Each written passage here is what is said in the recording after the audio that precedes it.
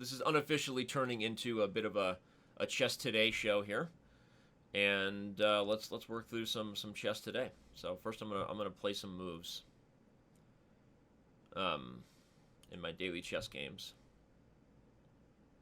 I sacrificed a piece in this game a few moves ago, completely unsoundly.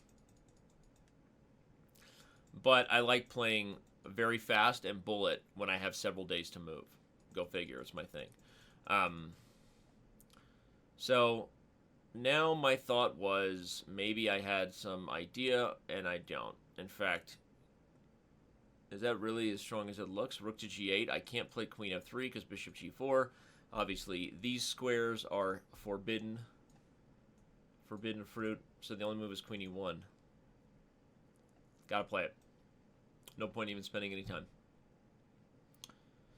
This is up my alley, a Najdorf English attack. That should be an interesting one against Faith Ablaze. Yeah, I think that we're going to continue to work through some different things here on the side. Matt Frankie, thank you for the compliments and now the subscription. Compliments even more. Appreciate it. So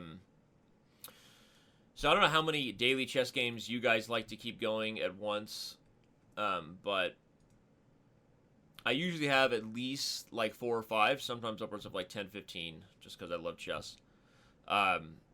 Again, the other thing that I wanted to share was I spent a lot of time on this this game and my blog. Okay? There's no point in showing you my chess base here. Instead, I'll just grab the game and copy it. I didn't publish a blog yet, but if you want to know how to do that, I'm about to do it right now. I'm going to publish a blog here on chess.com, create a post. Greatest bishop endgame ever? I don't know. But recently, like many chess fans, I observed a mind-blowing endgame between, I'll fix the typos, I'm typing at an angle here, and Komodo from the Computer Chess Championship. I spent a day, not kidding, analyzing the position only to realize I know nothing about chess. It was a fantastic, mind-blowing experience to finally test positive for NCT. No chess talent. Now that the secret is out, I'm going to share my notes on the game. Enjoy. Boom. How we doing? How we doing, everybody? Was that inappropriate? I probably shouldn't talk about testing positive for anything right now. I was just kidding. And again, it is definitely a tough time to make any jokes about that, but it does make you wonder that if I test positive for no chess talent, how many people I could have possibly infected over the years. Think about that. Anyway, I'll delete that line. I don't want to offend anybody. I spent the day kiddalizing. I spent the day kiddalizing.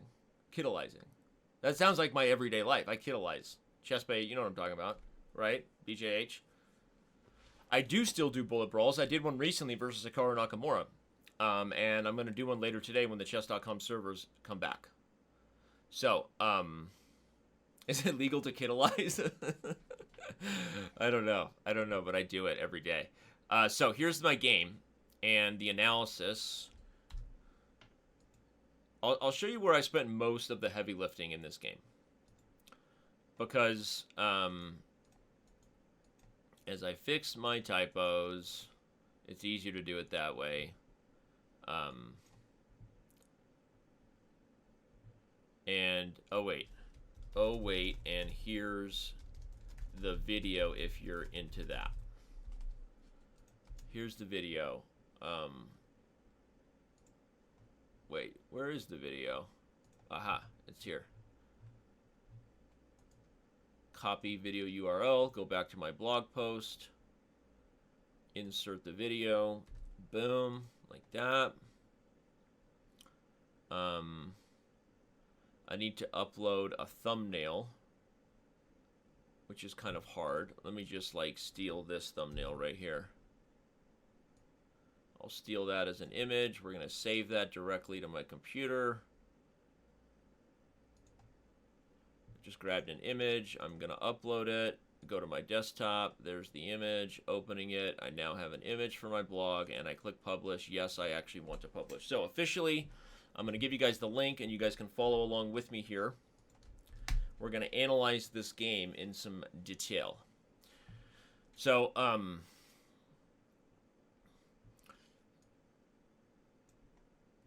where I spent most of the time, where I spent most of the time was actually right here, analyzing King H6 rather than the move played Bishop G4.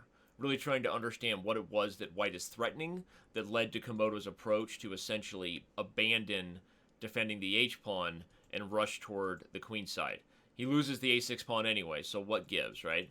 And while there is still a lot of instructive points, I think after that, you can read the blog. I think that it's very clear when this A pawn is passed that white is winning at this point. It's a matter of technique, as they say. Thank you, Fiery Scribe, for the subscription. Really appreciate it. In fact, why am I analyzing it on this small board instead of showing you guys all the variations? You can click this little share button, grab the PGN, and let's head over to the chess.com analysis room, shall we? Let us go. Oh, hell, hello, it is I, your old Uncle Sasha. I am back for you. Okay, we're going to load the PGN. And chicky boom. So now we can actually go through it and analyze it in full. So we're not going to spend a ton of time on when the first pawn sack happened,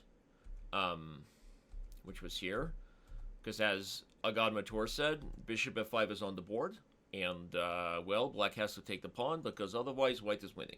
So he summarizes it. We don't need the analysis. Bishop f5 is on the board, and white is winning. Okay, no, but jokes aside, we're not going to spend a lot of time on that. Brilliant move. We talked a lot about it in the video. Check out the analysis. The main point is it does put back black and zugzwang where the pawn has to be captured, because moving the bishop allows bishop to c8, and a6 falls anyway. Moving the king allows king to g5. So bishop takes d5 is the only move. After bishop comes back to d... That, like I said, is one of the most mind-blowing parts of this pawn sack, is that there's no brilliant follow-up other than coming right back to the exact same position we had 2 moves ago, except the pawn on d5 is gone. Daryl Morey said on Twitter, which is actually a real thing every chess player thinks about. You think, if I could just give my opponent this pawn, I'd be happy, because it would open my rook, or it would open my queen, right? That's literally what Stockfish did here. He just gave his opponent the pawn. Something we've all fantasized about when in tough positions as chess players. So bishop to c4, and again, the main point is, like, what's the idea? Well, giving up the pawn does 2 things, right?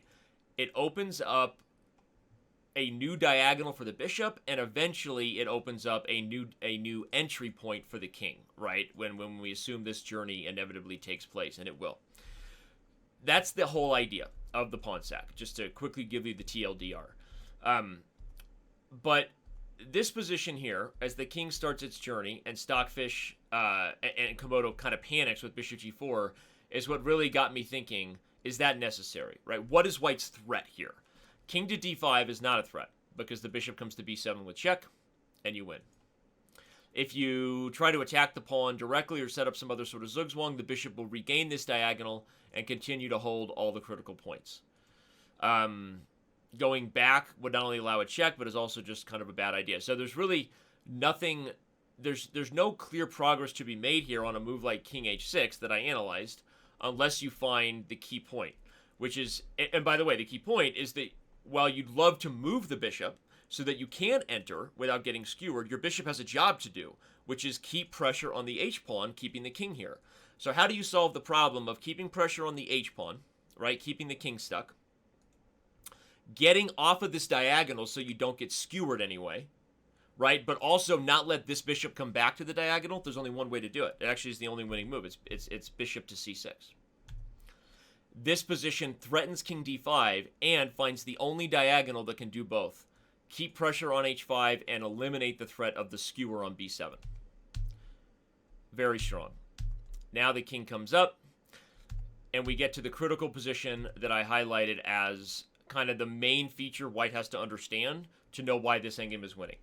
Despite the fact that the pawns are completely split, let's make them blue because that's cuter. I'm into blue these days.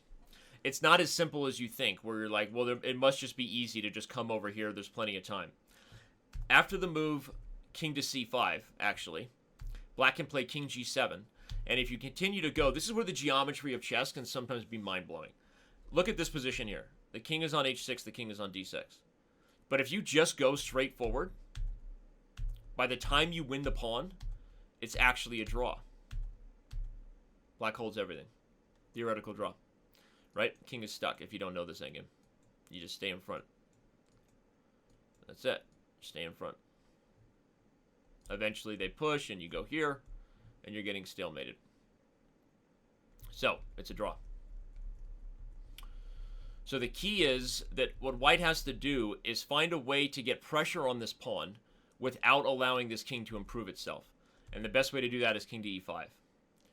By threatening to go to g5, you actually keep this king frozen. So you're wondering, how does going here keep the king here? That's exactly how. If black at some point tries to bring the king around at any point, you simply switch plans. Instead of the plan being to go to a6, you bring the king over to f5. And no matter what he does next, you play king g5, and the bishop refines this diagonal, and you win the h-pawn. So that's kind of the key point of king e5, is you're actually freezing this king in place with the threat to switch weaknesses. Now when the bishop moves, you bring the bishop around, full pressure, and he's just dead. He either switches and abandons ship, right, as we analyzed, and I can show. Eventually you come here. This coming to g6 seems like the simplest thing. This was in the blog. Or he sits tight, and no matter what he does, you have essentially gained 3 moves. By both preventing his king from moving and improving your bishop, now you run over. And the race is on. And white is way ahead. Any move, bishop b7 and queen. So, that's the analysis that shows why, that's the critical line that shows why this endgame was winning in my mind. Because I think that if you understand the threat, then you understand why Komodo took the approach he did, which was essentially abandoning the a-pawn, going for like activity, if you will, right? He played bishop g4 and ran the king over, hoping he could blockade. One final critical point to understand, and this is also just philosophically fulfilling for us, is that the reason you sacrificed the pawn was never to try to win it back. And that's something that players make mistakes players make a lot in their games emotionally, psychologically, is like you sack a pawn, and then you spend the next several minutes and moves stressing about how to get the pawn back, right? If there wasn't some other type of compensation, Robert Hess and I say this a lot, if you haven't increased the options for your pieces, if you haven't improved activity, if you haven't gained access to a new weakness, like those are the things you sacrifice a pawn for, right? Getting the material back should hopefully be just a benefit along the way, right? And that this line here, if the king doesn't come back and the bishop goes to c8, kind of shows that. Sorry, bishop d3, if the bishop had gone to c8 to defend, king d5 is the key, and you're not going for the pawn, you're entering this way to c7, freezing out the king and kicking the bishop from the square that guards a6. Taking the pawn actually blows the win. Black is actually drawing now. Let's see. I think it takes the engine a while to come up with the right idea. Where's my analysis? d5, king takes d5. No. King takes d5, I'm pretty sure was drawing, which is crazy, right? Because you still have these 2 weaknesses. But I'm pretty sure the point is it king d8? No, maybe it's actually still winning, but it's just not as clean. It's just kicking the bishop, right? Obviously, you kick the bishop and you just win bishop a6, and the pawn goes marching on. But no, I'm pretty sure I analyzed king takes d5 was not good. Obviously, it's not king here because of check, right? And I assume the trade is...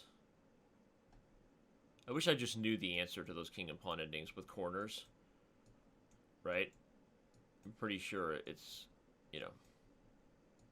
something like this. Thank you, Nubbins. Appreciate it. If something like this happens and the king eventually abandons ship, the king is too far, right? I assume. Yeah, f5, g5 takes, king g6. Yeah, too far. Okay. So yeah, you can't offer the bishop trade. That would be losing for black. But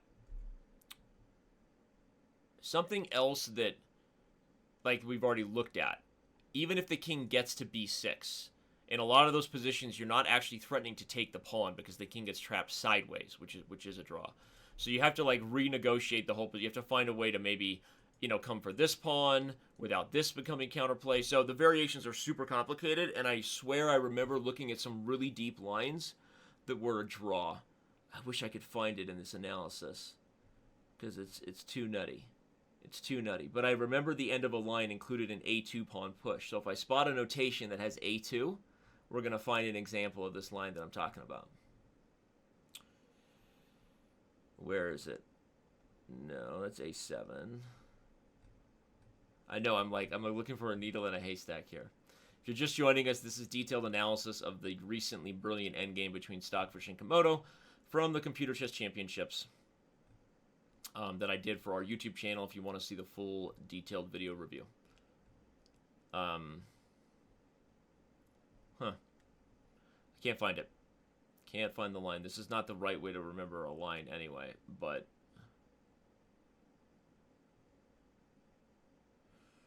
okay.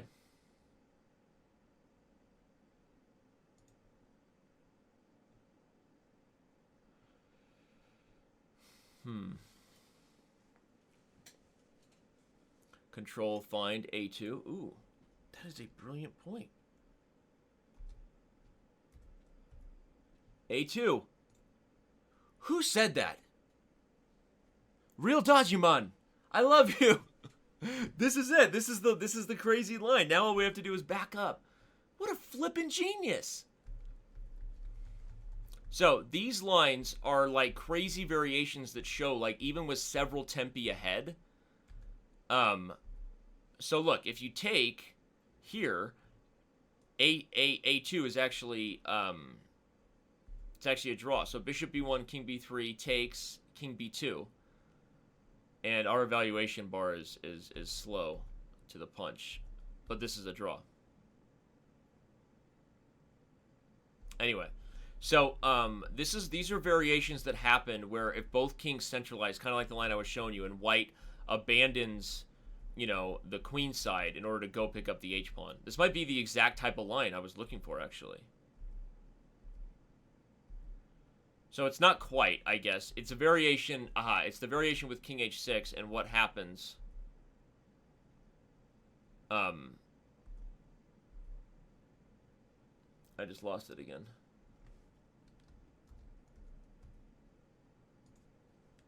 What is the critical distinction of this line? Where is black able to run?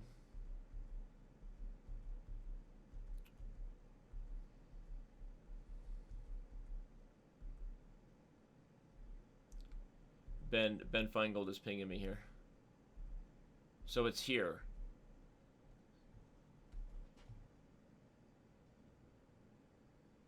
Bishop to c8. King f6, and if the king runs over to the pawn, I think if the king runs over to the pawn, you get here just in time to trap the king. And I guess there was some variation where the king goes back. Oh, God, I don't even understand this freaking endgame, people. This is so nuts. And in this variation, white is winning. I guess the main point is this. What I was trying to highlight is that there's a lot of really complicated variations where you can't, even if it seems like you're way ahead in the race, you can't just, like, race ahead. I know I'm going, like, full of God Mature here by, like, mentioning a really complicated line and then giving you no actual answers and satisfaction. I'm kidding. But that's kind of what I'm doing here.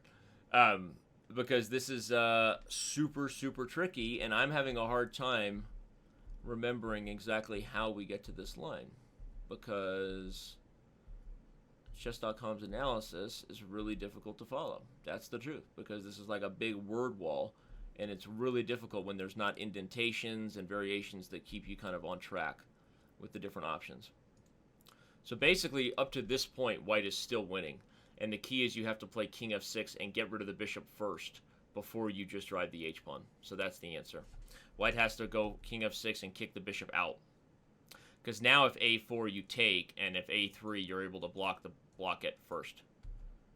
So after this, you can push and you're ahead of the game, and white wins. So the key idea is that white can't play move 122 h6. Because then, and obviously h7 is not an option because you just give up your bishop and it's a draw, right? So there you go. That was all I was trying to show.